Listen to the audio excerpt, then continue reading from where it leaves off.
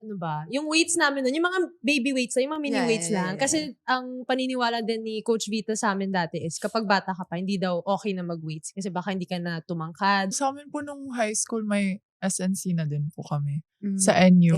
So si Thea ang patunay, Coach Vita, na ang weights ay nakakatangkad. Kasi sa tangkad niya, nagkakaroon na ng height ang Philippines. Yes. Hindi na tayo nahuhuli. Yes. Meron na Nagkaka-height tayong na po. mga 6'3". Dati kasi ako lang mag-isa. Oo. Grabe! Nabitin na naman tayo sa kwento ngayon. Kung gusto mo pa ng dagdag kwento, huwag mag-alala. Pag may time, kita tayo ulit sa susunod na episode. Grab a spot. Relax lang.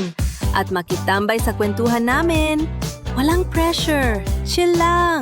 Follow us on YouTube, Spotify, at Apple Podcasts para mapakinggan ang buong episodes ng Ang Podcast ng Mga May Time.